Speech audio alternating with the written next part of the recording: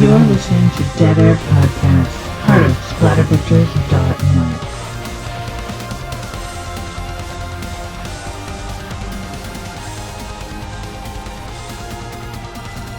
What's up, everybody? Wes, Dead Air Knife here with always. Typical Lydia. Today's show, we're going to be doing the 2019 horror movie. It's Witches, guys. La Influencia, aka The Influence. Ooh, that's a good sound effect. I didn't know how you were gonna make the sound of a backwards N. I am choking on a deer horn here, so a deer antler, I should say. Choking on a deer antler. Yeah, it is picturesque in that way. Like, there is a scene, we'll talk about it when we get to it, of course, that has the library of my dreams. It is like a bad warlock's den, basically, with like deer antlers and skulls and books, grimoires, and like all sorts of like wet specimens, dry specimens, and everything in between. And it is wonderful. I really enjoyed this film, and I thought it would be a good counterpart to The Changeling in tone and in the look of it. And it is a quieter film as far as horror goes, but not without its like gruesome moments. And it is a big rambling house. Now, looking at the cover, you had told me that someone thought it was a zombie movie, and you yourself thought it was a ghost movie, and it's neither. It's neither at all. What did you think of La Influencia? Well, let me tell you, Lids, this was obviously a first-time watch for me. I am always interested to... I'm always not only interested but happy when you bring things to the show. And I've got to be honest up front, this one didn't entirely work for me. There was a lot of problems as far as I was concerned. Now, we're going to discuss and accentuate the positive, because if there's one thing I don't want to be is a curmudgeon and rain on everyone's parade.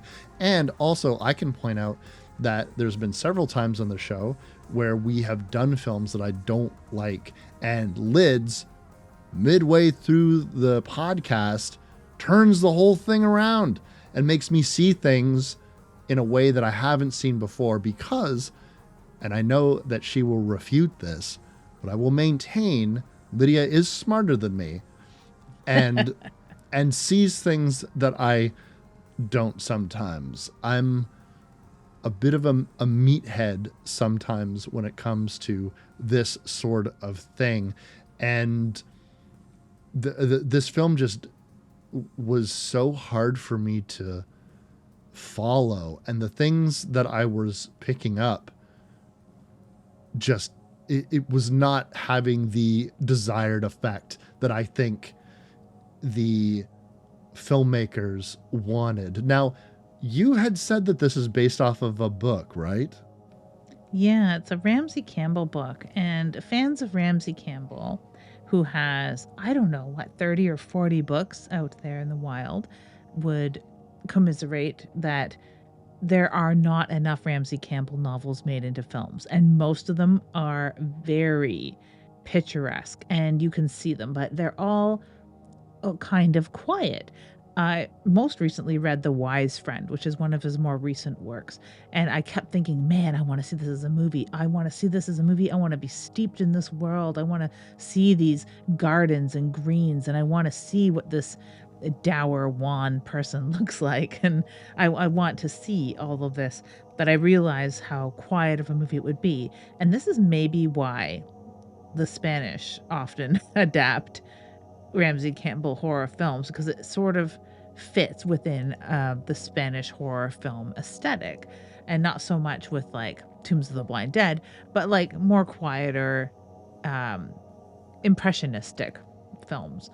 And it is like not only quiet horror, because saying quiet horror, it's not like, you know, a sleepy movie by any means. It has action and it has gore and it has some controversial action as well. There is animal violence in this film later on, but it's also like clear that it's a monstrous act enacted by a monster.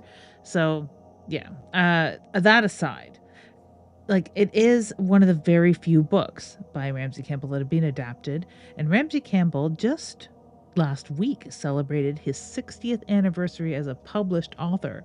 So his 60 years have passed since his first book was put in print. He is a living master of horror writing, and you could catch up with him on Twitter and Facebook to your heart's content because he's online 24/7. I don't know how the man does it, but he is spry, he is wonderful, he is intelligent, he is dark, and he is prolific. He has a lot of books out, but only I think 3 or 4 films. Now, he did write some screenplays for some short pieces in other anthologies, but The Nameless, The Influence, and there's another one I can't remember, but they're all Spanish films, all of them. So, I mean, there's something lacking. I would love to see a British take on Ramsey Campbell. I'd love to see a North American take. I'd even love to see a Blumhousian take because this is very Blumhouse. If you like Blumhouse movies and want to be in the dark, dimly lit, flickering light bulb alleyways or hallways of a vast house with something going on around you that you just can't quite put your finger on, then Ramsey Campbell is for you. Do you think that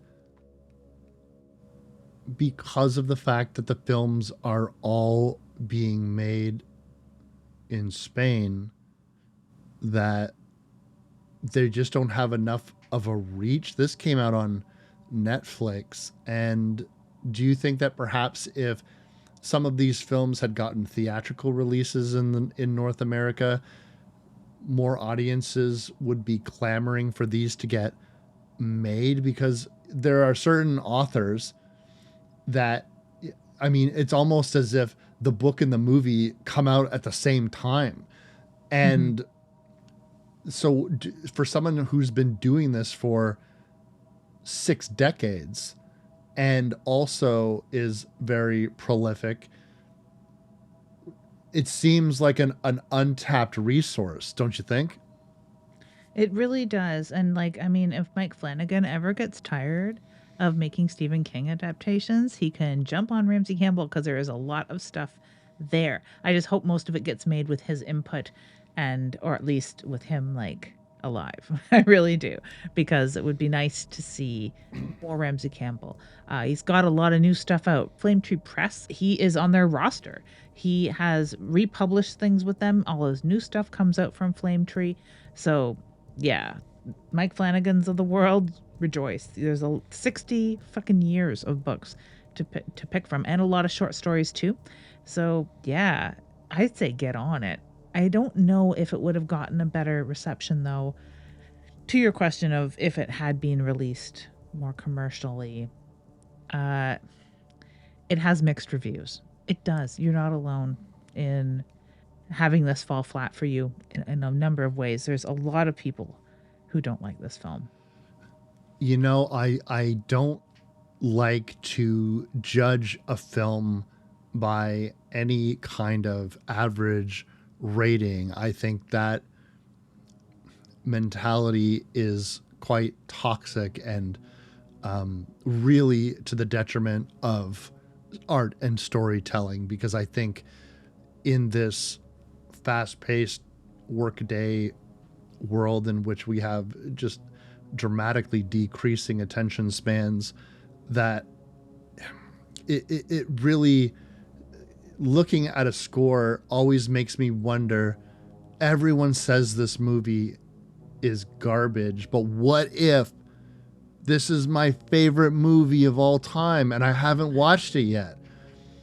And yeah, I'm the type of person that does like to wallow in trashier cinema because I like the look of the films that you can see the strings. I like the art of filmmaking, and I like to see people with $5 getting a movie done. It's very charming to me, and I root for underdogs like that. And this is kind of an underdog movie, and the more you tell me about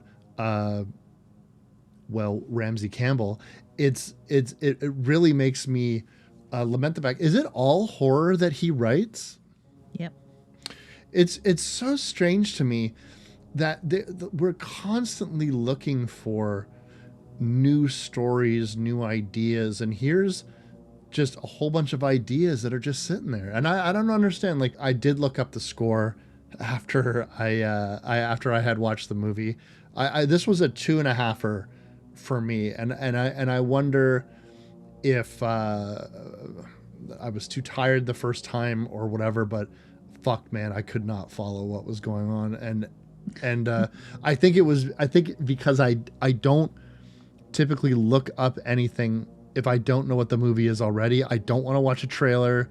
I certainly don't want to go to a Wikipedia page or an IMDb before I watch a movie, and I certainly don't want to watch or read a review. Fucking poison my brain. It'll completely it will influence influence my perception of a film, and I want to go into something without prejudice. Now, if I happen to leave the experience with the same opinion as the vast majority, at least I know for 100% I came to that conclusion honestly. I do tend to agree with the lower score, but I don't think it's for lack of trying. I think it's an interesting idea, and I think the third act is quite strong. It does kind of delve into more of horror movie monster territory, and of all the Blumhousian aspects of it, it really seems like a Blumhouse movie in that third act to me, because they kind of like to flirt with almost a action movie superhero, our monsters are superheroes type things, I feel. And I feel like in the third act of this film, we get there. Wes has a knack of, whether he likes or something or loves something or is middling on something, of giving it all of the credence and exploring it because it's a valid entry into the horror canon. As the horror historian of his TikTok channel, like, that's part of what Wes does and the way he thinks about horror movies. So giving this a fair shake and beyond, even for a film that he didn't particularly like. I think it's important to the mental exercise, whether I like a horror movie or not. The benefit of this genre is it allows you to think abstractly about what the intent of the filmmakers and writers are. And I think that just brushing things, I can't fucking stand common consensus, and I can't fucking stand black and white. This is either the greatest movie that's ever existed or this movie's dog shit, and there's no in between. And that's how come I don't like Rotten Tomato scores and all that kind of shit, because it just makes things absolute poison intellectually. How are you supposed to talk about anything if it's a binary like that? And so I do, that's how come, like, I do want to be open. And even if I don't like something initially, maybe my smart, wonderful friend who I love doing this show with can just explain it to me and then make me think about it in a different way. And then it causes me to do my favorite thing in the world, hear myself talk while I pontificate about a scene. And this is why we do this show. Fuck all that. What is this movie even about anyways, Lydia? We got to tell them. This movie is about how you may think that your mother is a witch, but when you really get down to the nitty gritty and have one that is a real diehard witch that hates you, what sort of hell your life could be, and what sort of hell she could make your life even when she is comatose. It's fantastic. I am on the opposite spectrum, of course. I really love this movie, and I wanted to bring it to the table for quite some time. And it's weird because there's so many scenes, which we'll get to, where I was thinking, oh my God, Wes is gonna love this, which Wes was probably sitting on his couch going, what the fuck is this shit? Which is awesome. But because it does have those elements. If we discussed this when we talked about The Changeling. People who are going into horror for a specific thing and they may not find it in The Changeling, so they come away being like, oh, I don't like that movie because it's slow, it's boring, it's not scary. But it's got all these really cool elements of horror that you rely on as a horror fan. And this movie has the same sort of thing. And it's got, I think, a much more rich story than something like The Changeling, or even, dare say, The Woman in Black.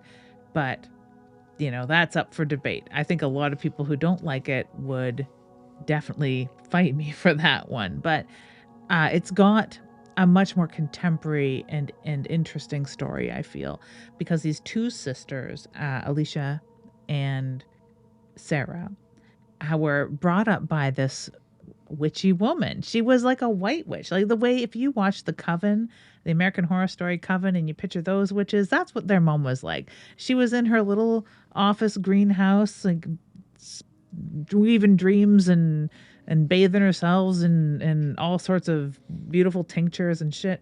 And she was gorgeous. This white witch wearing white all of the time and blonde hair, perfect skin. She was maybe a strict mother at that point, but Victoria was her name. Seemed to be like just this nice, airy, Wiccan type woman. But there was a darker thread to all of this because I guess with all of this knowledge comes the knowledge of the darker arts as well. So when her daughters wronged her, she became quite evil. And you get that feeling without meeting the White Witch Victoria, which you don't really see glimpses of until later in the film. You get this two sisters who are estranged, have to come together to take care of their mother, who is comatose and elderly, on life support in their home. They have a nurse that comes 6 hours a day, and you get the feeling from the size of this house. It's a goddamn huge manor. And the fact that they have a nurse, on one hand, they have money somewhere, somehow, but then they don't have that much money because the house is run down. Her care is very simplistic, and they can only afford the nurse 6 hours a day. And they say that's all the insurance will cover. Okay. So it grounds it a little more for me. I find that it's a lot more relatable. And this, like, two sisters having to come together over this, even though they're very reluctantly taking care of their ailing mother. Alicia brings along her husband and daughter. So it's got like a good dynamic at play. Although it's also got flickering lights, weird faces appearing, doors slamming, and it's a huge haunted mansion. So, or it seems to be haunted anyway. I love the setup, the initial setup. What did you think of the way that we're introduced to Victoria, the mother? Well, what I liked about this film is that instead of a family coming into a home that they've not inspected, bought sight unseen, or anything like that, we come into this with a backstory. And when we meet this woman, you're right, it does very much tell its own tale about how the house is becoming dilapidated. And we know that Victoria probably either had an inheritance, who knows what sort of life insurance her husband would have had, but something or other meant that she was able to afford this. But without income over time, it just starts to dwindle and dwindle and dwindle. However, there seems to be enough of an inheritance, because there's also an inheritance aspect of this scene. And I do kind of wish they had dove deeper into that aspect of it. We meet some of the family members for the first and only time in this scene, and it really left me a lot of questions. But the introduction, to answer your question, to the mother, I thought we were almost getting into an autopsy of Jane Doe type scenario, but with an old lady. And I really was vibing with that. I liked the shorthand that a lot of the characters had with each other, even though they are pulling the taffy on the relationship to the sister, because we all know what kind of person mom really was. I don't know. So I so I'm waiting for that little bit of information. Mikkel is a fucking meathead, and remains one the entire film. There does seem to be a logic and a cadence to the way that this story begins to unfold that I think is well crafted. And one of the things that I will say is, at the very least, there was a cause and effect to everything. Why certain things happened, how we see how this influence is trying to focus in on Nora, the young daughter. Nora, who keeps getting called, for lack of a better word, to her grandmother's side. She wants to go and see her grandmother, and it's beyond something like, 10-year-old girl curiosity of wanting to see this grandmother she's probably never met. And a bedridden husk of a woman, really, honestly. You think, okay, how morbid is it that she wants to go in there? But she makes it pretty clear that her grandmother's calling to her. And she has visions of looking inside of a wardrobe that is off limits and locked, and they don't know where the key is. But she seems to be able to infiltrate it psychically. I don't know if it's there's a few instances of what seems like remote viewing almost, where she goes into like a dreamlike state, if not a full on dream, and gets to see what is in this wardrobe, because typically it's locked, and the only other wardrobe in the room is full of things like adult diapers and health supplies. Now, it helps that Alicia is a nurse, so she's going to take over some of the duties. They really aren't going to be letting Nora hang out with her grandmother, though, because there's no like hangout to be had. But Nora keeps getting drawn there, and they tuck her in one night and realize she's wearing a necklace that used to belong to her grandmother. Where she would have got it, we as the viewer know she retrieved it during one of these dreams from the wardrobe, from a little tiny silver box that is kept behind lock and key. We know it is there. Nora knows it's there because of this dream, but the sisters don't know that it's there. Weird things do begin to happen as far as doors slamming, which is something that they remember from their childhood. And they're like, look at, she's at it again. Like her witchy ways, we get the idea because as it flashes back to them as children being kind of tormented by their mother and having things like fall on them and having doors slam and having them trapped in the room. What's the weirdest thing about that wardrobe is that we find out later it does indeed contain this little box, but it doesn't contain something else that we see in the dream state of Nora. Is a full-fledged skin suit. Did you notice that? Or was it just me? I originally thought it was a nightgown of some sort, but eventually I did. I watched this movie, like I said, 1.5 times because I was a little lost, and so when I had some time today, I just sort of skipped around and like watched certain scenes because I was getting confused about the fate of certain characters, the origin of certain characters. So I did notice the second time that, oh, that has legs. Yes, it does. And while she is creeping her mother or grandmother's room, the downstairs conversation is about how she is to inherit everything, all the worldly goods, all worldly possessions, the entire estate is now Nora's, or will be Nora's once Victoria dies. And the sisters are a little nonplussed. I think that they expected it to a certain degree, or they expected to be told there's nothing. They are insulted, though, that it's being passed on to a granddaughter that she'd never met, and that they are skipped over entirely. The mother Alicia, will be the executor of the estate until Nora is of age, of course. So I'm sure everything would be taken care of. Her uncle and their cousin, they also seem kind of like they expected this, and they sort of shrug and be like, yeah, well, we all know how she was. Which alludes to, like you were saying, like we're being told how she was often, but not being shown how she was often. Yeah. Except in flashbacks when she's being cruel. And she's often shown as dressed in black through all of this. So she's got a very woman in black, covered in veils, pointing at them, telling them what to do, ordering them around, ordering them to do weird things.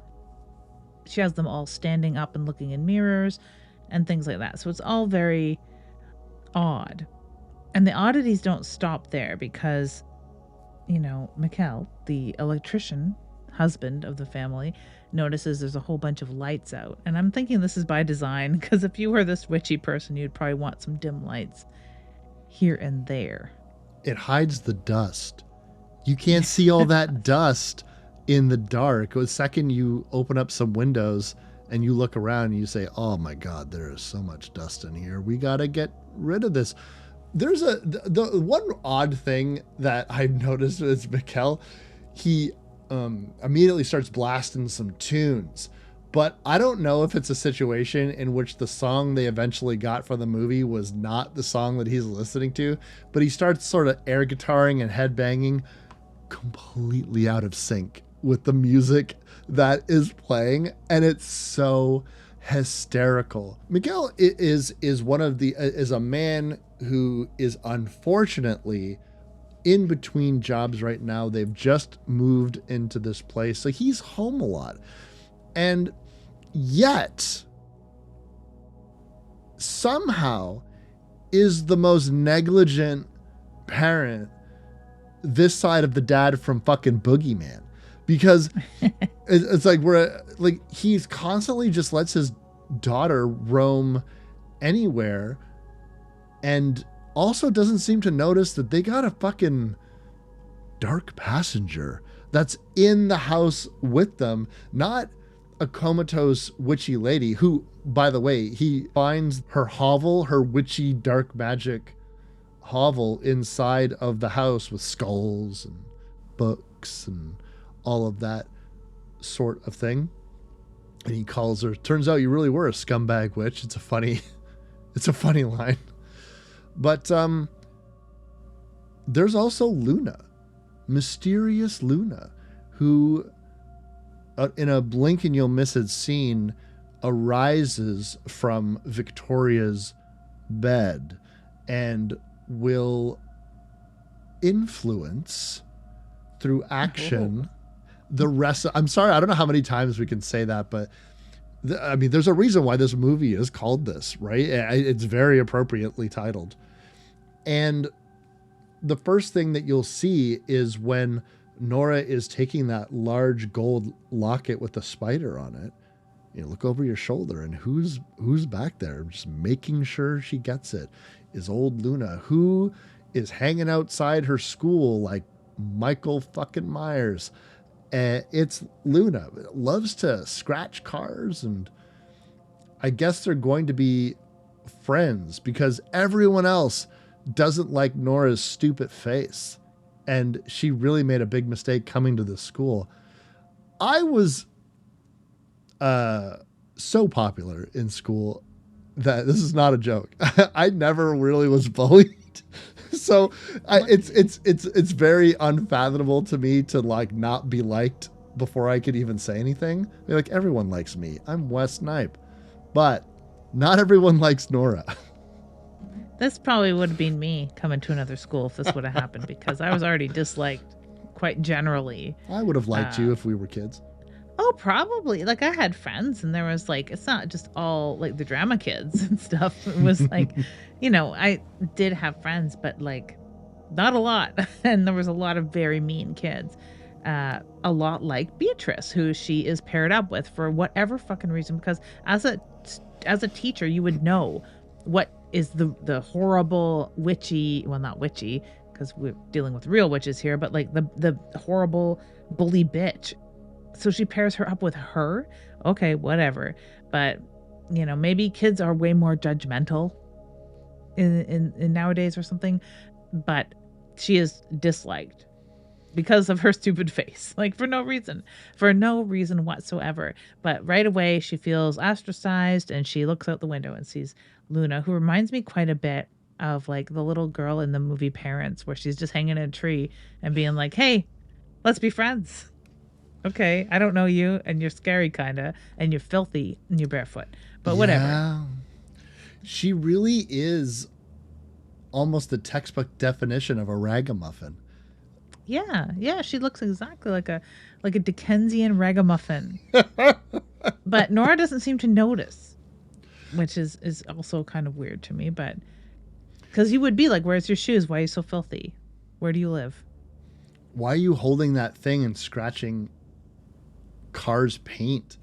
And you're saying weird shit. The conversation they have between the chain link fence really makes me wonder why Nora would ever really want to talk to this person again, because she seems genuinely freaked out by her and the things that she's saying. But I suppose in that loneliness, you would feel compelled to speak to the only person that's giving you any kind of attention. And even though I wouldn't necessarily say Luna is giving positive attention, it's neutral evil attention. It is, and it's also you would be intrigued by this. Like, why are you scratching all the cars? Why aren't you in school like the rest of the kids? I'm being ostracized, but you are on the fringes of that.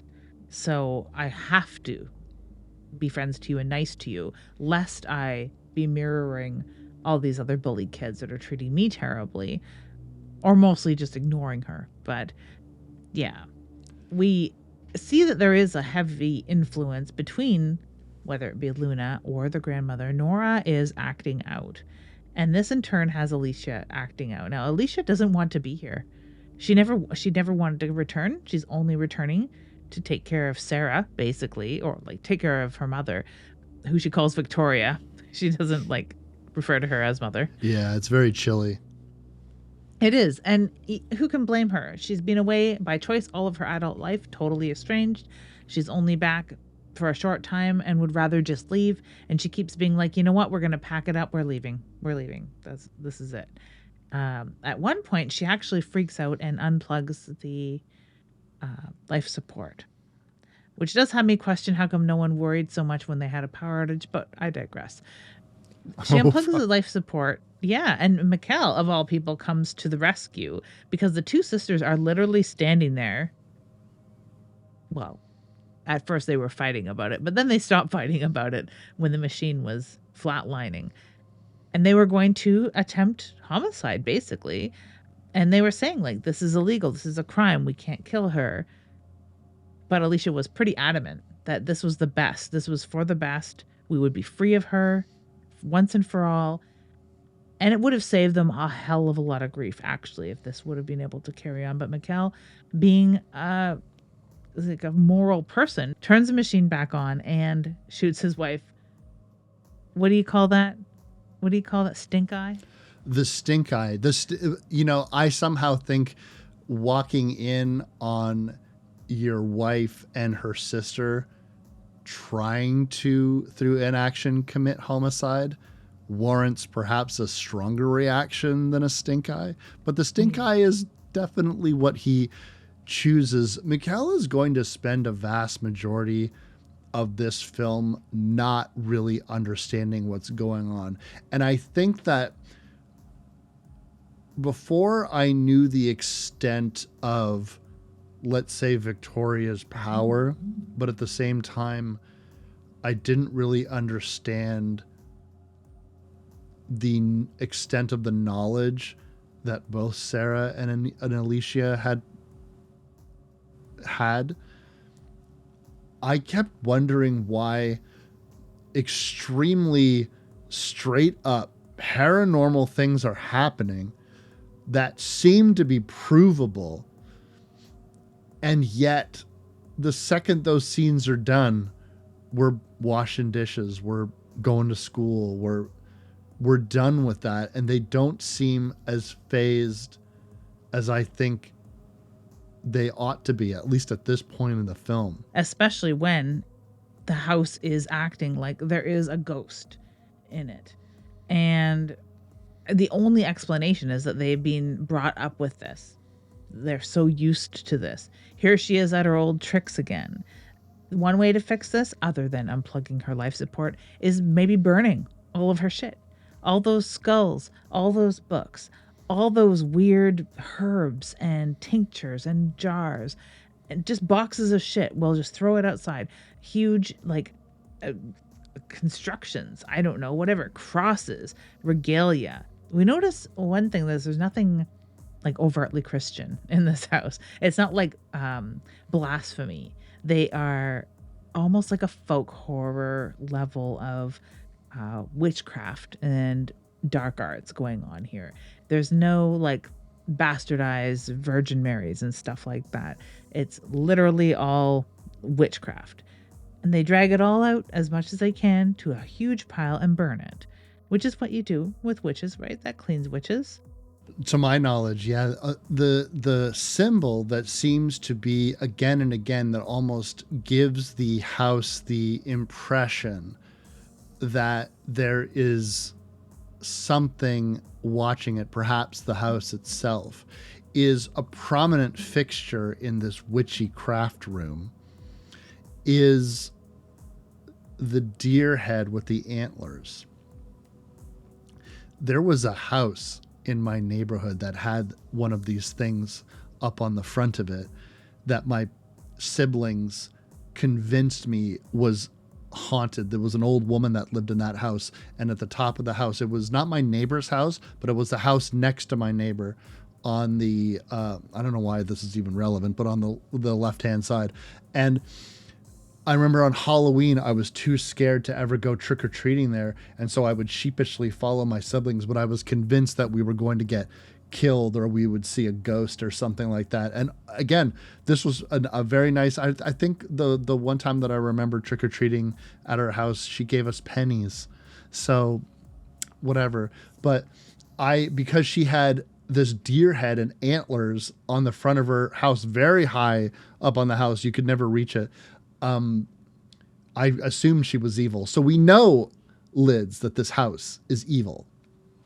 And to add to that, we have the weird familiar Luna carrying the skull through the smoldering ashes and walking on coals in one of those outtakes in a film that is only fan service, just to really drive home the fact that Luna is some weird vagabond, familiar type creature person, some sort of changeling perhaps, or something like that, that is just kind of haunting the grounds, and Nora herself.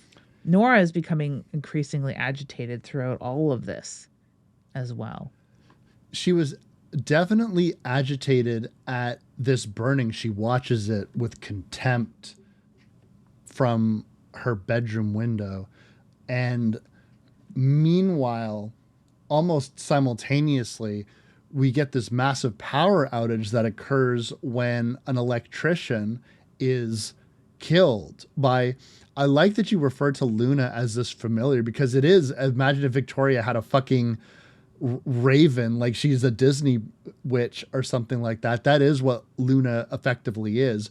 It is allowing her to have not just sway over Nora because she can talk to her and she can convince her of things, but she can physically act as this avatar to this woman who is not just elderly but also bedridden. And I think that that goes a long way, because I mean, she ends up, this electrician, this random dude, gets fried because we see Luna scamper out from a corner and just push him into an exposed wire, and it sends a blackout through the entire neighborhood effectively. And that just so happens to have the other effect that Mikkel, an electrician, wouldn't you know it, there's a job opening. which is so convenient. And I think he may have even met that electrician, because when they first get there and he's trying to rewire the lights in the house so it's not so awesome and cool and goth looking, so they want it to be like dusty and gross and see all the mold. They He goes to an electrician's store, which is owned by that guy, and he says, like, it's easier for you to pick up and move being a nurse, but it's harder for me being an electrician. So I've put resumes everywhere, even the school. Like, would you believe it? So it works out conveniently because Alicia is at her wit's end. Her daughter's acting up. Her daughter has had this necklace, which sort of sparks some memory in her and her sister. Other things have been going on simultaneously with the sisters independently, in that old wounds, figuratively and physically, seem to be reopening. Alicia has a sore toe, which we don't really get the story about till later on, but she is in pain. And we are like, when we first see it, we might think, oh, well, what happened to her toe? We didn't see her stub her toe. She just seems to have this chronically sore, bleeding, weird, bruised toe that she's tending. And her sister says, ever since we tried to pull the plug on her, my tooth hasn't been hurting. So maybe you're on the right track. And it's like, oh, so she's had a sore tooth. But her sister starts having an aching tooth again. This foot starts acting up. They find that Nora has their mother's necklace. And that's sort of like it again. Alicia wants to leave again. So he gets his job trapping them there for all intents and purposes. So I know that was one of the aspects that had you rewatch it to be like, what the hell? Who is this electrician? So Yeah. it is just like one line here and there peppered in that. Yeah. I think watching sometimes watching films after work for me isn't always the best thing. But I was curious about the fact that there is an event that happens that is usually reserved for a third act of perhaps other possession films or haunting films, demonic, whatever, in which Nora is essentially being tormented by this torrent of psychic furniture blowing all over the place. And the two sisters are trying to break down this door. And even then, it seems that one, Mikhail is completely in the dark about this. Like, let's not talk about it. But also, Sarah and Alicia are looking at each other saying, well, we can't deny what's happening. How could you ever deny what's happening? I don't understand why your mother, who was actively practicing witchcraft in a world in which, let's be clear, this witchcraft stuff is real and it's working. And then you have something, Air Bunnies, happen that makes your mother the fucking woman in black, literally doing these dark rituals at you, torturing you to perform these rituals.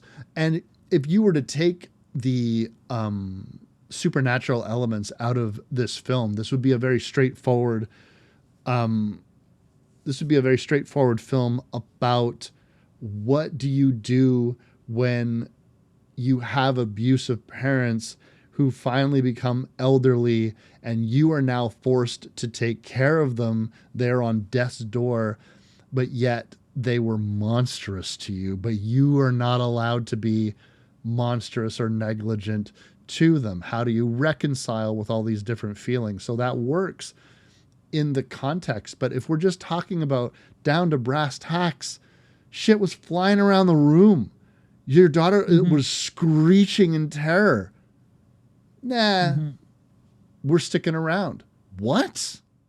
Because they're so used to it.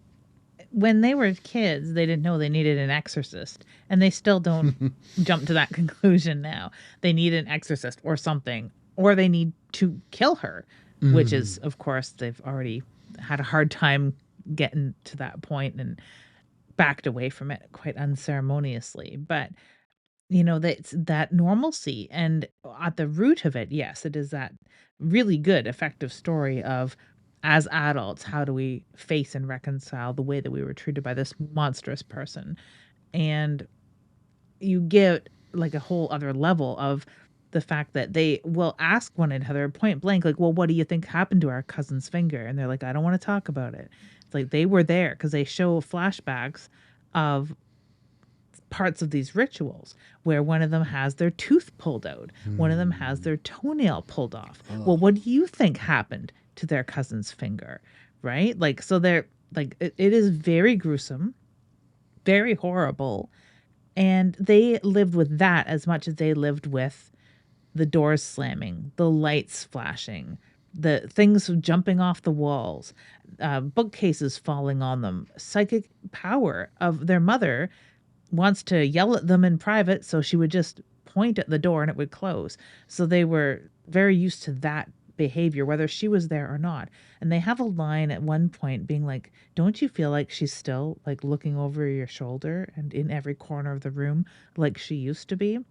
And previously we had seen one of the lights in the background sort of go bright and then dim again. And in that bright moment, you can see a face on the wall. So this is how their mother tormented them, how we're sort of like looking for those sort of Easter eggs in a horror movie popularized by things like Blumhouse and James Wan, where there are like little Easter eggs like that. You see little ghostly faces in the corners. You see some shadow figure in the corner of a room when someone walks in.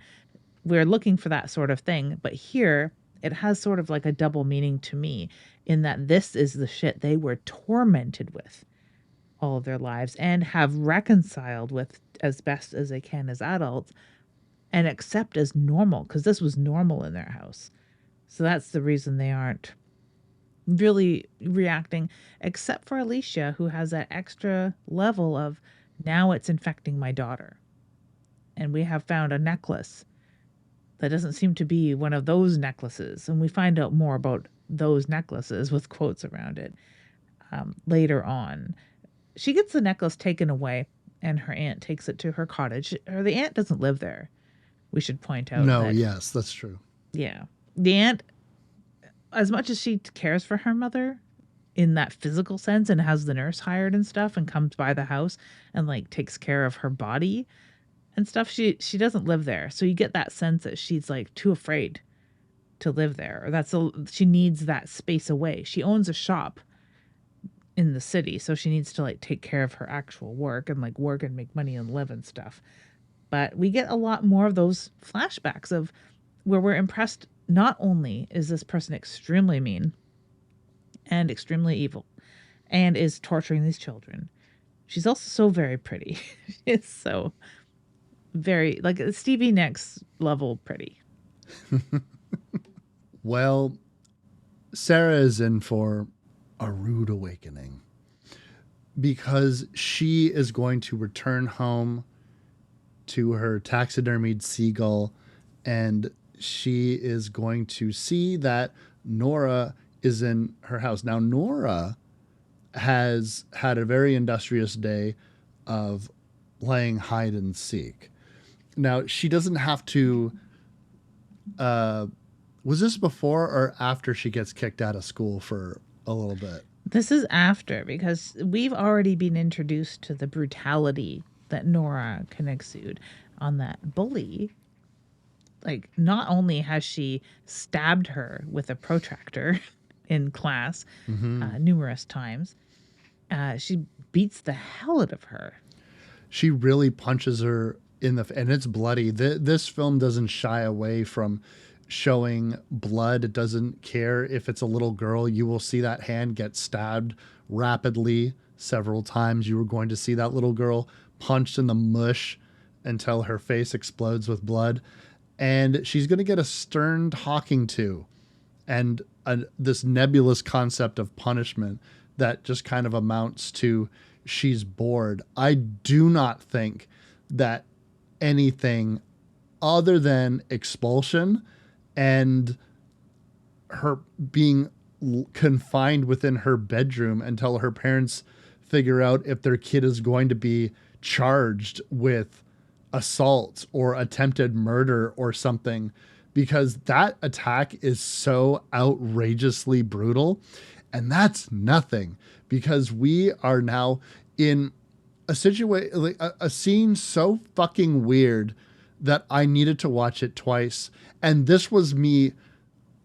I was not holding my phone. I was looking at the screen, and I just could not fucking make heads or tails about why any of this worked. Why, in the love of God, did Sarah, who knows that something is fucking going on, but yet somehow doesn't think that it's influencing Nora, knows that their mother speaks or has magic, knows that this little girl spoke in her mother's voice, then spoke as a regular little girl, used fucking telekinesis to throw a dresser at her, and then the next time we see her, she's digging up the garden at the house because Nora assures her that that is where the locket she seeks is, and she just digs and digs and digs an 8-foot fucking hole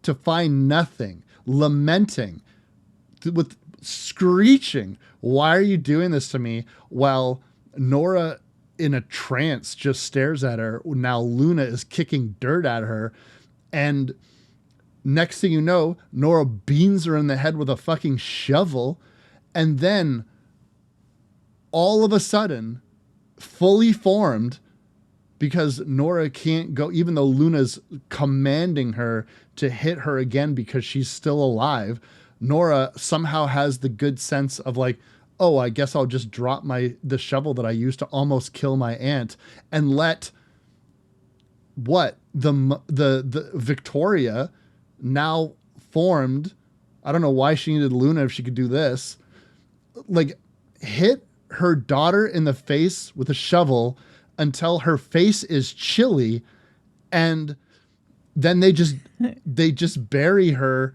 in the garden and plant flowers around it. Shocked. Absolutely shocked. I can't make heads or tails of it. I do not understand why Victoria killed Sarah, and yet, no, I want Alicia to stay alive. Is it because Sarah was a childless cat lady? Is that why? Because she doesn't have the young, crisp body to transfer into in the form of Nora? Why?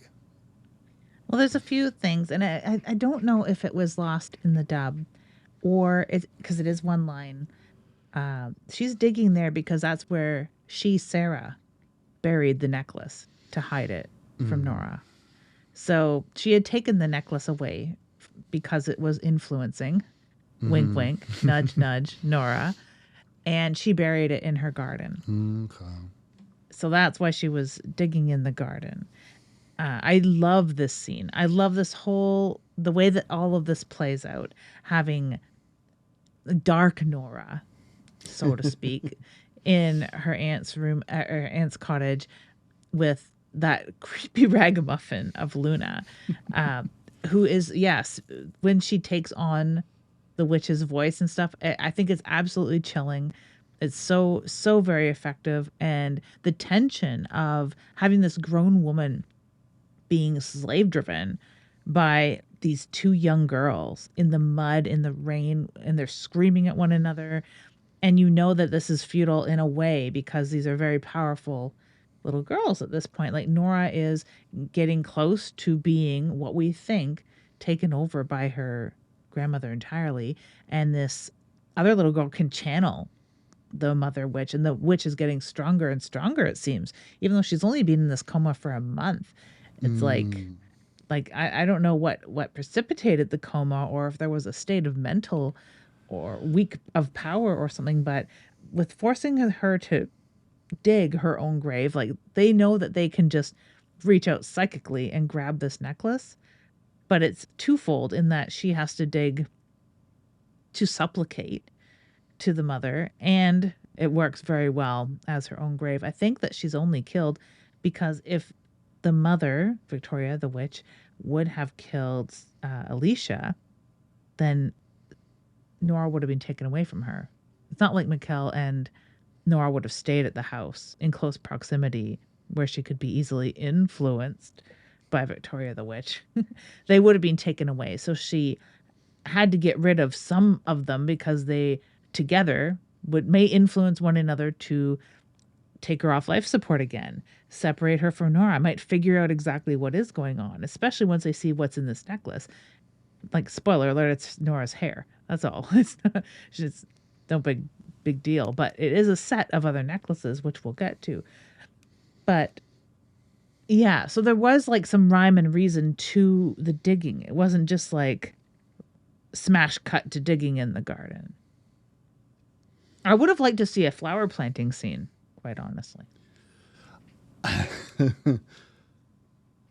I think that what I gathered from the plot, or perhaps this is just my assumption, but I believe that this coma was induced by Victoria herself in order to facilitate this plan. She needed to become such a burden because she was ready to leave this bag of bones and be put into Nora. But in order to do that, Nora needs to be present. And in order for that, her daughter, who's a nurse, and she knows that she could have even manipulated her finances to keep all of it in the inheritance and only have a shoestring budget for the house and everything, again, to facilitate this need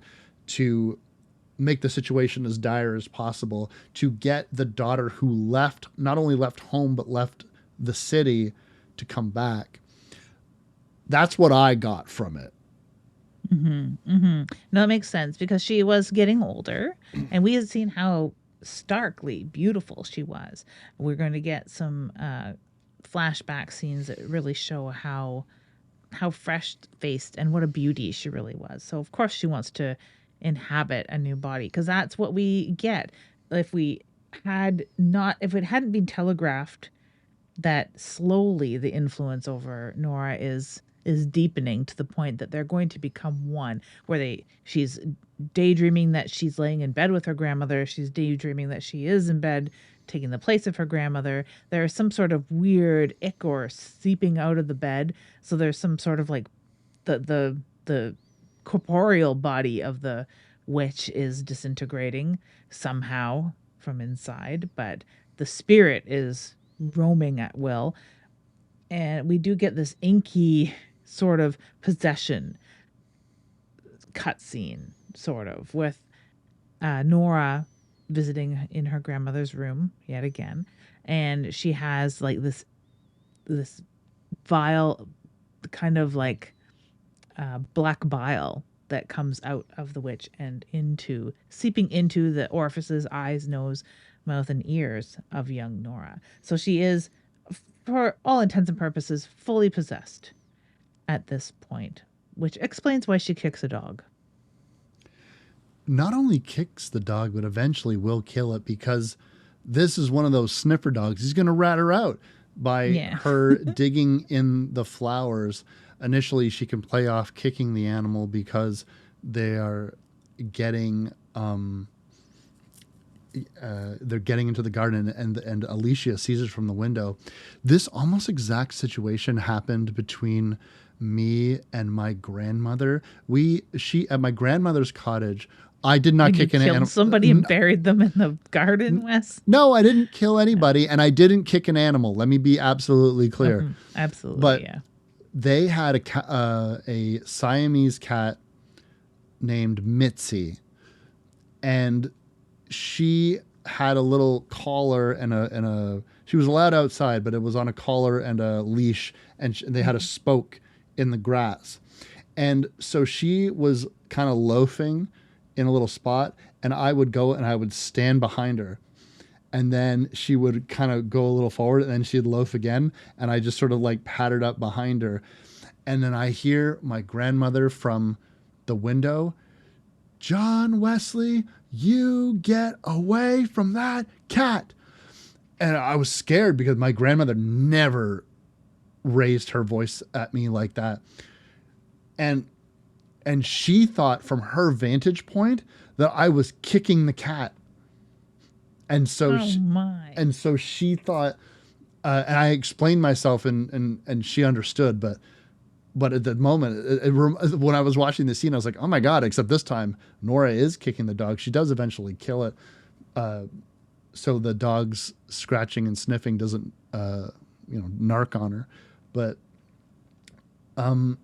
when we're in this situation, now the parents are frazzled, okay? Big time frazzled, because when Nora and Luna went over to, torture and kill Sarah, Nora left for a long period of time. Mikhail was playing hide and seek until he wasn't playing hide and seek with her. Mind you, this guy has no idea. He's just like, I'm going to work. I'm an electrician at the school. Like, he has no idea what the fuck is going on ever. Yeah. And eventually they start flipping out, calling the police, where we've lost Nora. And then eventually Nora is found safe and sound. But then there's an additional problem where Sarah is now missing, and they realize that she's not answering anything. She's not home. And so now they have to go, I mean, it's off screen. They don't want to waste our time with that, but now her sister is missing. And this isn't really ever mentioned again, except for kind of a throwaway scene at the end, which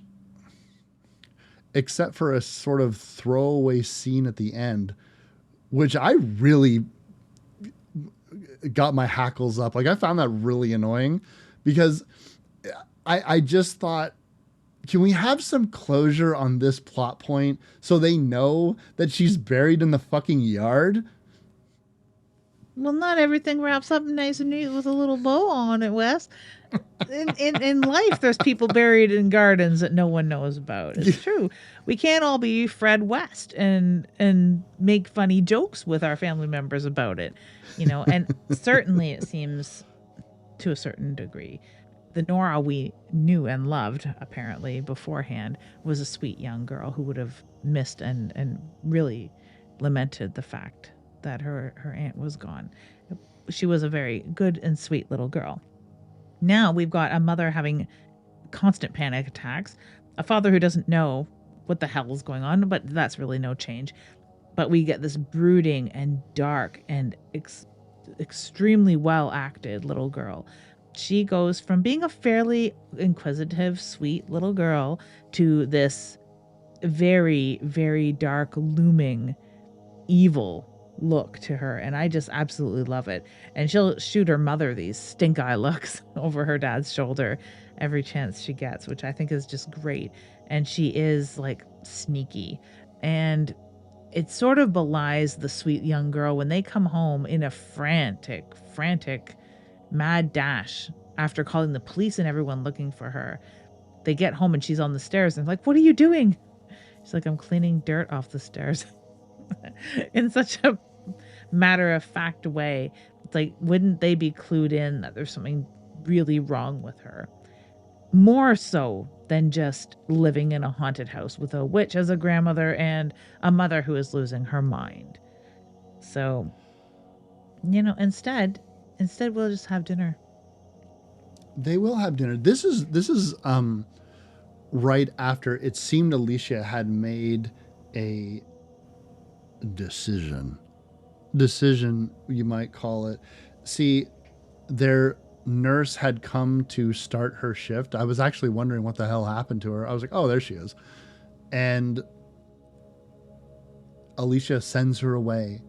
She wants the house to herself because Nora can finally go back to school after brutally assaulting, stabbing multiple times that little girl. I guess she's just going to go sit in class with her.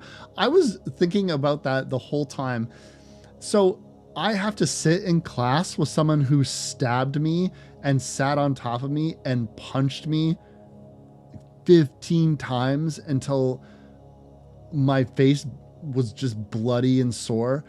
And that's wild. But I guess I really don't know how else you would handle it. I know that in Canada, that would be expulsion. Like you would never. Nah. Depends on the time. I beat a kid pretty badly for bullying me relentlessly for months and months and months. And I grabbed a piece of pipe. Well, not pipe. It was like plastic pipe, like plumber's tubing that we were using in science PVC class pipe? for. Yeah. And hit him numerous times over the head. I didn't break anything, and I don't think he was bleeding, but I did attack him. I straight up attacked him for months of mental and physical torture. And nothing happened. The teachers were like, great. You know, when I was very little, a kid threw an ice ball in my face after months and months, if not years, of teasing, abuse, and torture, as bullied kids do. Bullies are they're torturous, horrible people who, you know, maybe in my adult life, I would say shouldn't be beat to a pulp. But as a kid, I wanted to scratch their eyes out. I kicked him in the nuts, and everyone went and cried to the principal. And the principal heard the whole story and knew very well the way that this kid had acted. Said, you know what you just should do, Lydia, is kick him again. That's coming from the principal. Mind you, this is in the mid-'80s, so lots has changed. But there nothing, because they saw it all happening. They knew what a bully these kids were. And I can fully swallow that this kid isn't going to get charged or expelled, because that kid got what was coming to it. Maybe. I guess I'm just coming from the perspective where when I grew up, it was a zero tolerance thing. Kids were suspended, guaranteed, expelled. Absolutely. It was a zero tolerance thing. For having been tortured for years and finally hitting back. They don't see it. They don't see it that way. Yeah, unfortunately. When she has the house to herself, she apparently takes 8 to 10 hours to finally walk upstairs to stab her mother, because Nora and Mikkel just come back and, you know, want to have dinner. And it's this idea of Nora makes it abundantly clear, Nora/Victoria makes it abundantly clear that, you know, the time is nigh and there's really nothing that can be done. What is going to happen has already happened, and you don't have your daughter anymore. We get a little bit of lore that they've been teasing, because we know through this conversation that Victoria wasn't always insane.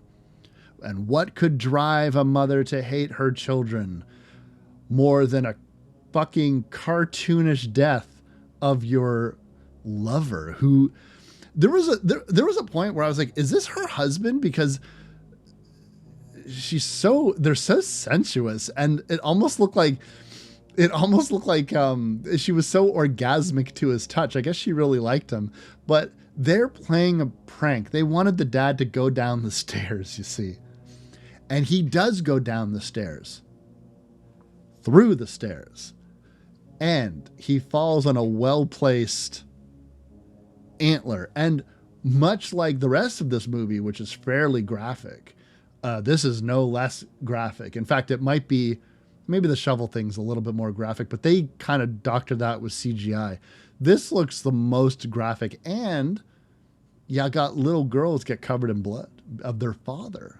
Yeah, like really, really bloody. And I think like there may have been, I don't know if in the dub version, if they lose some of it, where like we think that she's going to go upstairs to stab her mother, but she pops open that wardrobe and gets that little box out with all of the necklaces in it.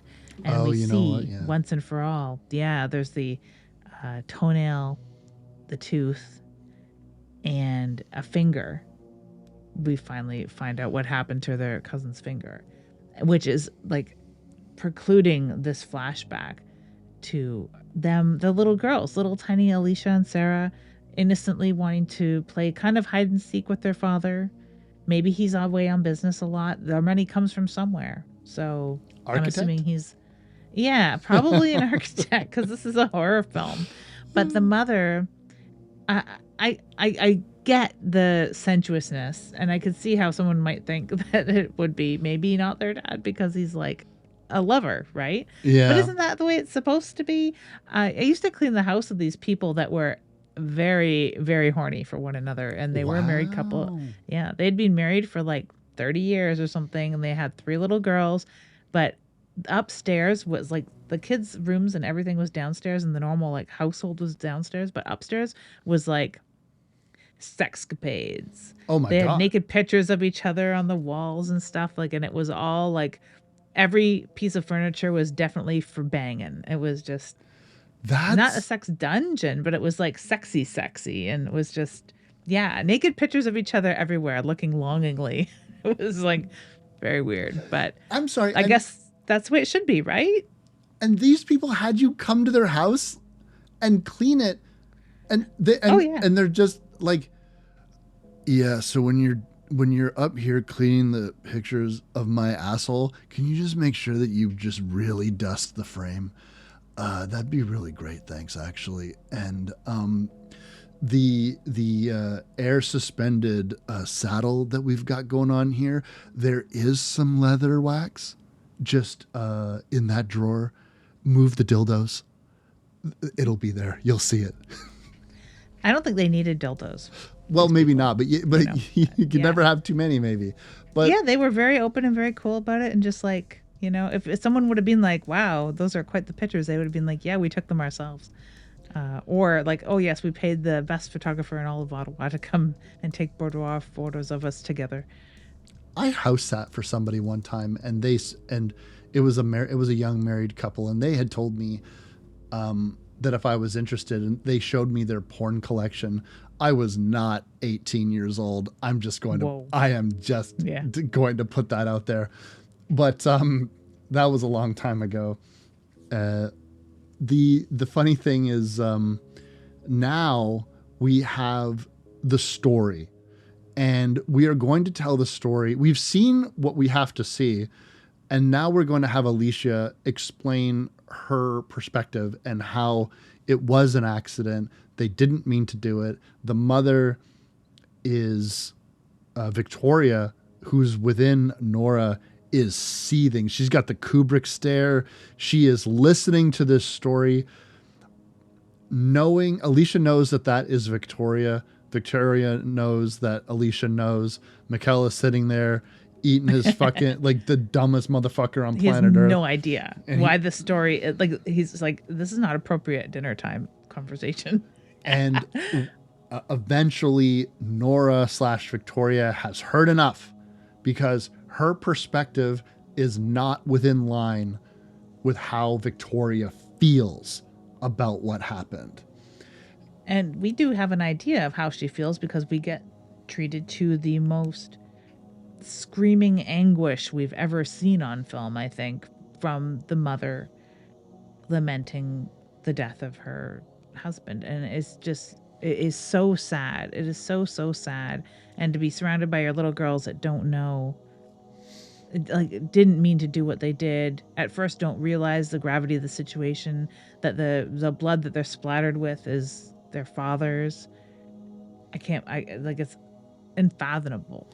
He died in such a horrific way. I do agree her acting in this scene is realistic. It's about what you would expect someone to react that way to not only the death of your husband, lover, best friend, but in such a graphic and senseless way. It is horrific. So are rabid grannies. Just putting it out there.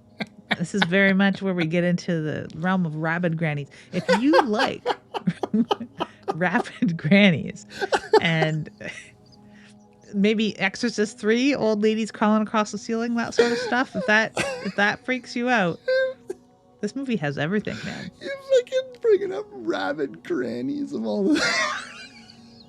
That's what this is. That's what this turns into for a hot minute. Rabid grannies. You want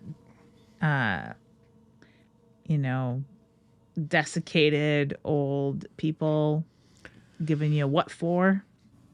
she has this preternatural strength that is pretty cool.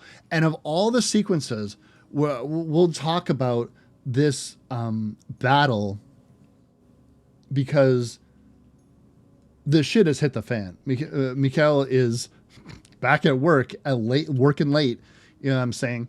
And so Alicia is one-on-one trying to keep this old woman from her mother from permanently taking over the daughter, and it results in climactic battle in which she is like ripping shit off the ground. There is sparks. She grabs when Mikhail finally shows up and he's trying to figure out what the hell is going on. She grabs his hand and starts ripping it down the middle, and it is so gross and it looks so painful that in the one of the final scenes, the only thing I can concentrate on was this guy has got to be juiced up on every painkiller under the sun. Like I thought it was going to rip his hand all the way down the forearm with how she was pulling on it. That was psychotic. He'd been knocked down the stairs earlier, so we think that he's out to lunch and that he's dead. But his return is great in that way, and I absolutely love that.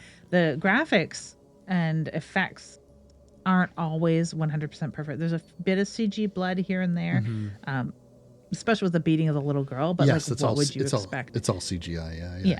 Like you've got to, right? You're not going to be putting too much prosthetics on these little kids. The CGI blood doesn't bother me. To me, as you get it, right? Like you get the point. Yeah, like absolutely. It's like sometimes you're going to go practical. I think I always prefer practical, but at the same time, who the fuck cares, right? Like you get it. Like they're bleeding. Like it doesn't need to be perfect. And the electrician being electrocuted is great. Mikhail having his hand ripped in half is fantastic. And there's some pretty gory blood scenes here that are done very well. Victoria's makeup, like you had pointed out, is very good. And I think that when you're thinking about a hag, when you're thinking about a witch, I was looking at this and I was like, oh man, she's so gnarly that there's a tinge of green, almost like mold, because mold kind of becomes like the tar looks like mold, and it looks like it's like there's black mold in the house, and then it's just, I find it kind of appropriate that she also looks moldy. And there's something that Mikhail doesn't know, shocker, and something that Alicia does. And this is a point in which this motherfucker is so unconcerned with Alicia screeching at him to stop. But the thing that I would point out is you're not telling him why to stop, because from all he knows is this woman who up until a second ago he thought was on death's door is now fucking the Incredible Hulk, throwing around furniture, almost killing his wife, ripping his hand in half, and he's grabbed himself, it looks like a small machete or some kind of implement, and she's like, don't do it. And I think it's kind of like Alicia understands, either inherently or perhaps she's guessing or perhaps she doesn't know, but the risk is too high, that if we kill Victoria like this, Nora could be lost forever. Because it's very clear when she finds earlier in the picture Nora in the bed with the mask on, the implication is fairly clear that Nora is now in the withered body, or like, and really you're just kind of fighting, I don't know, like some kind of like meat puppet version of her, or the vestiges of her power, or something else. I have a sneaking suspicion what that something else might be later, but it's too risky. But he doesn't give a fuck. He actually takes a beat to look at her, and it's kind of like, no, fuck this, I'm hitting her again. And he like gives her another whack right across the throat, and she's down for the count. Now also Nora is like pitched off a fucking window. Yeah, like little Nora jumps on his back. And it reminds me of scenes, if you wanted a little bit more of little kids attacking grown men, like in Let the Right One In or something, then you get a few minutes of it here where Nora, yeah, attacks her father and gets thrown out the window. And the look on his face, this is the moment of really good acting from him. He actually looks like a guy who just accidentally threw his daughter out the window. This family has been through absolute hell. Absolute hell. The daughter might be dead. She's been pitched out the window. The grandmother, I mean, if this was a normal family, just looking at it like at face value, the grandmother has been grievously injured and is a coma patient. What are you going to do? The nurse in her, Alicia, jumps into action to not only save her grandmother, or not only to save her mother, but because of this possession, save her daughter too, perhaps. She doesn't even know the extent of the injuries of little Nora that's been pitched out the window, but she begins giving her mother mouth-to-mouth resuscitation. Pretty grody, really, if you ask me. But you know what? Nurses and first responders, that stuff doesn't affect them. It can't affect them. They need to save lives. So she just goes into nurse mode and begins trying to resuscitate her mother, which works because we're greeted to what could have been the end of the movie. I don't know what your opinion is here. To Nora's eyes opening. Now, I'm a big fan of ambiguous endings. I like what happens going forward in this film, but it could have. Do you agree that like this would have been a neat ending if it would have just stopped with little Nora on the ground outside opening her eyes? Yes. In fact, the things I hate the most about this movie is the ending. I think that if you want to end things on a Michael Myers-esque Nora opening, like maybe Nora was the boogeyman the whole time, we don't know, but that would have been the way to let the audience know she's okay, and you can leave it ambiguous enough as it is, because consequently, by over explaining it, I absolutely dead stop do not fucking understand what the point is, what they're getting at, and I really just don't like it. I just didn't like this last scene in particular. And I'm not going to go too hard. Listen, like, I think for me, what is this story trying to say? Now, I understand. I've never read this book.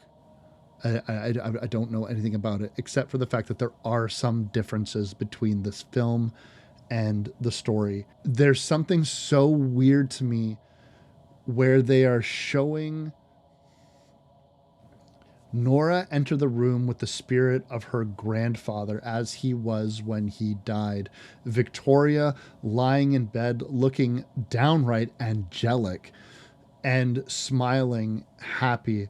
Nora offering her grandmother words of comfort. The things that I will say that is effective about this, and I like what you were saying about something being realistic, because no one person is one thing. And we did know that there was a point in Victoria's life where she wasn't this thing, but it all came down to one bad day, and she, probably with the knowledge that she had before, was used to fight this type of evil, to avoid this type of evil. She then became consumed by it because of she was so wounded. All she could do was cocoon herself in the darkest of emotions, and her sensitivity to the magical world made her a beacon for some heinous levels of evil.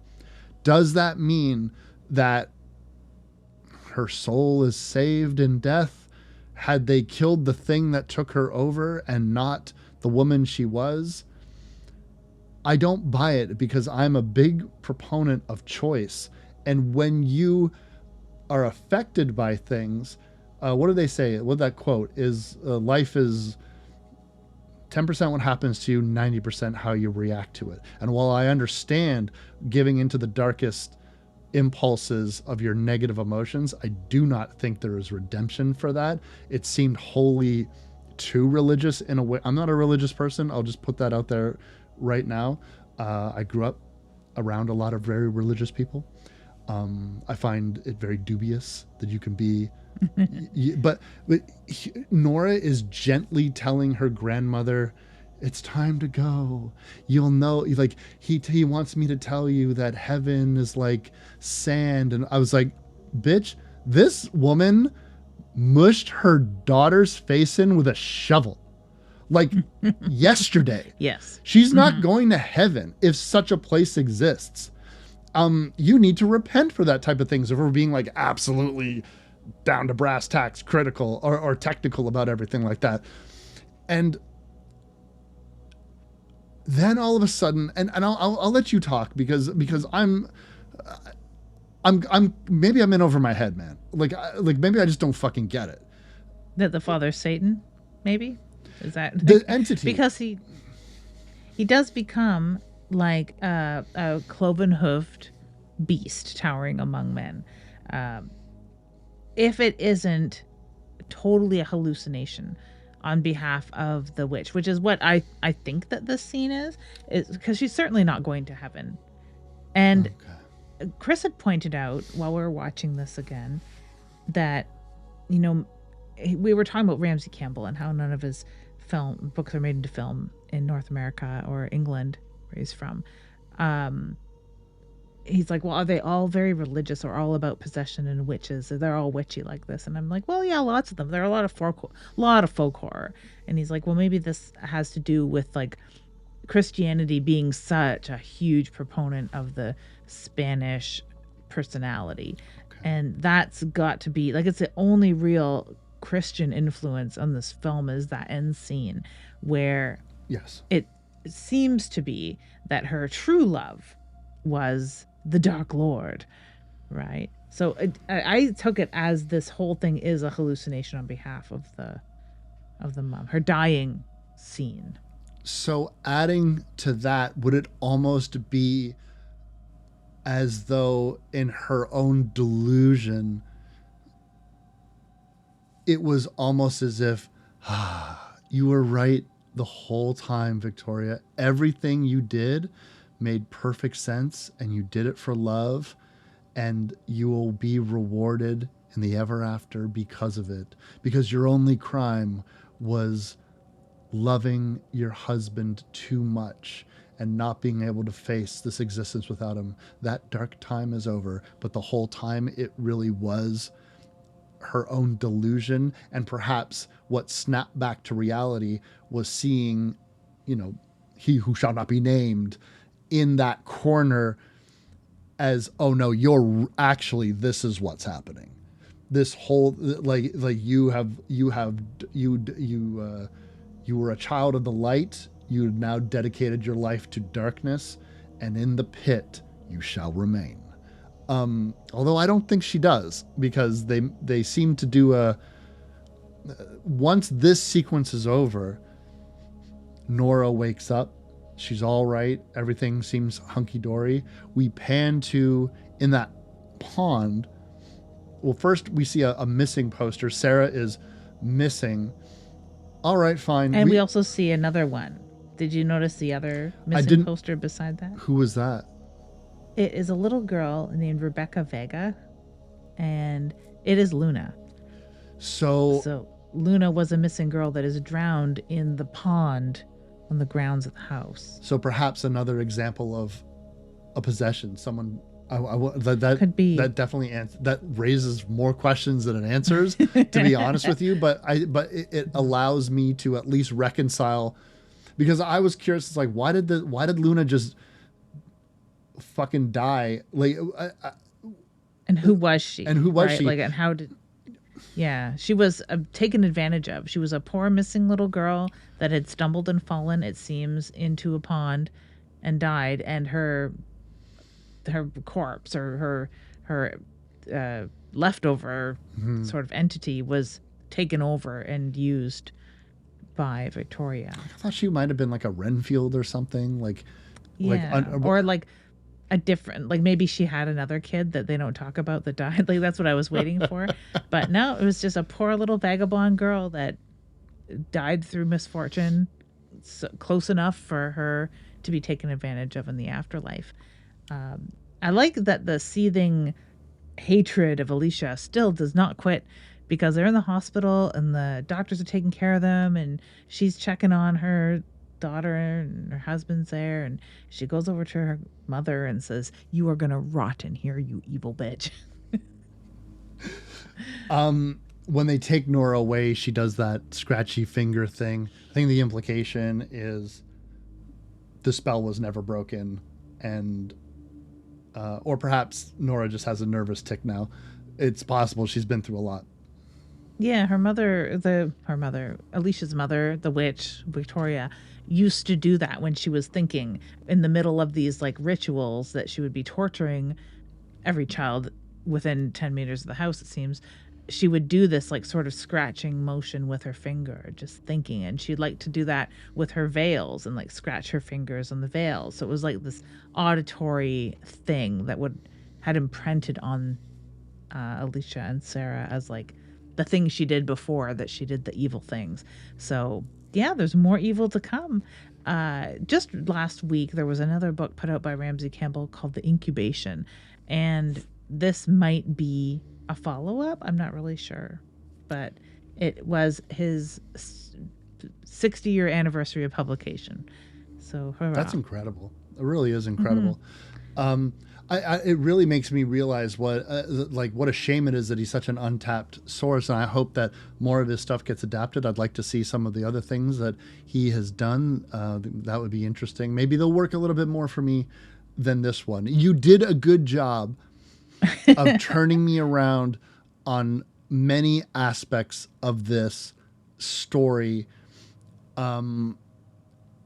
I think so. I think you did a good job. I definitely like it more as we were talking about it. You allow me to pontificate. I'll tell you this much. This film's plot, and we talked about this before the show, but this film's plot is what I thought Hereditary was going to be about when I first saw the trailer for Hereditary. I saw that movie opening weekend. I don't like that movie. When I saw if you ever wonder why we're not going to do Hereditary on the show, this is part of why. I liked it, but not enough to want to do a tete-a-tete on this film or on that film. I saw it in the theater opening weekend, Friday opening weekend. I saw Hereditary, and I definitely was completely fooled by what I thought the movie was going to be about. And I thought it was going to be a story about a grandmother on death's door or dying, and then using their granddaughter as a vessel to live again. And I thought it was kind of like a resurrectionist cult type movie. I was right in a way, but I was also very wrong in most every other way. So, this movie, if anything, if you Lydia had pointed out that if anyone watched the trailer for Hereditary and thought it was going to be about that, La Influencia, that is the film that the Hereditary trailer promised, at least to me. And I don't want anyone. If anybody likes this movie, I don't mean to kick it. You know what I'm saying? Like I don't go into these things like wanting to. In fact, I despise podcasts that go into these things hating on stuff or nitpicking little fucking details that don't really matter. But like I said, I think Lydia did a good job of turning me around on most every grievance that I had. And honestly, maybe what it kind of comes down to is I was just a little obtuse while watching the movie. I got to pay closer attention. There's just a few things that were lost, if not in the dub or like the blink and you miss it kind of things. Because there are points where there is like a line, like the fact that she has a sore toe isn't made a big deal of. It's like a scene. It's like 30 seconds on camera that we put, that we're explaining. Scene. That nail scene it is pretty gross, awful. Well, I will say, if you like sort of cringe, like that type of body trauma yes, kind of stuff. I think this movie's good for that. And I did feel bad for Sarah. It seemed like a pathetic way to die, but digging your own grave like Nora's in the Mafia. Big time. And I wanted to spend more time in Sarah's shop because she seemed to have a cool oddity shop. And like when she's putting on that hag mask and you can see her sort of thinking like, is this what it's like to be my mom right now? You know, it kind of made me wonder about their mother being a recreational witch, and then their daughter getting into the mode of, I'm just going to sell oddities and bric-a-brac and weird stuff that witchy people like my mother would probably like. They probably would like that store. Absolutely. It seems adjacent, almost too adjacent. Like her mother exuded some sort of influence. Do we know if Sarah inherited that store? Is that a family business? I don't know. No, I don't know. Okay, I don't know. That's the only thing. I was just thinking about that. Like, I wonder if this was, God, for like, that does not explain where this fucking money for this house comes from. You ain't buying a house like that, selling like fake shrunken heads in a small town. But at the same time, it just all seemed so connected, and so much of the obligation, so much of the guilt, once we learn what the daughters had been through, and not only what happened, but at no point their mother saying it wasn't your fault. In fact, making it, the story is you killed your father. And so that becomes apparently clear, at least to me, why Sarah seems to at least have stayed in the neighborhood, and why they feel so hesitant to like, well, we turned our mother into this. It's not her fault. She used to be different. I liked it. I'm glad that you watched it. I took a chance. And Well, I'm talking myself into it just now. I was kind of talking myself into it. I have a feeling you would watch a remake. Hungrily at that you would watch a remake, maybe thinking, maybe this will bring the things I liked about this movie together. And this is where, like, not to yuck the Spanish filmmaking. I love Spanish filmmaking. Yes, I don't. And I really like this movie, but I wish that there were more movies like this that were more popular and in the mainstream, in the horror mainstream, and in the Blumhausian creepy house horror mainstream as well. I'll say this for the film, and I mean this with all sincerity, that it is doing a lot more original things than some of the more. I'm not here to hate Blumhouse. I don't want to. This episode's so negative, I feel. I don't think it is. I think it's good. I had a lot of fun talking about this film because I like it a lot, and I'm used to not liking or saying I don't like Blumhouse. Loving to hate Blumhouse. If you are like me and you love to hate or hate to love, you hate loving Blumhouse movies or things like that, then this is a movie for you for sure. It has it. Where this film succeeds and a lot of Blumhouse films fail is this film does have a much darker edge to it. I feel like they really go there. The Blumhouse version would never kill Sarah. I'm just no. Or if and maybe not as brutally. Certainly we're not going to watch this woman, gang. This woman gets mushed in the face with a shovel, and they do not turn the camera away from it. Bush. Saying that she's reduced to a bowl of chili is very accurate. I liked your analogy there. What do we got next for them, Lids? Coming up next, we have The Dorm That Dripped Blood, and it is a sleeper holiday hit from way back. I feel like it's my job to find as many of these weird adjacent Christmas slasher movies of various qualities, and I think that and I'm interested to see what you think. I hope this is not I hope you like it, but it is a slasher movie from the golden era of slashers, which is a place that I like to wallow in, and I'm glad that we can finally get to The Dorm That Dripped Blood. It's got one of my favorite titles of an old school slasher. Well, we had a real hit with something similar, I think, in age at least, and in obscurity with Edge of the Axe. And I absolutely loved it, and I love the title of that too. The title of this is very intriguing to me. I'm shocked I'd never heard of it before, so I'm looking forward to it, and we're gonna get holly jolly. I'm getting holly jolly as we speak. I'm Wes Knife. And I'm typical Lydia. And you've been listening to Dead Air. If you like this show, you can find more episodes and other content on splatterpictures.net, Spotify, or wherever you download podcasts. We also upload all episodes to YouTube now, if you'd prefer to listen that way. You can find us across social media like Instagram, X, and TikTok, and the show is edited by Lydia Peaver and hosted by Lydia Peaver and me, Wes Knight. We'll see you next time.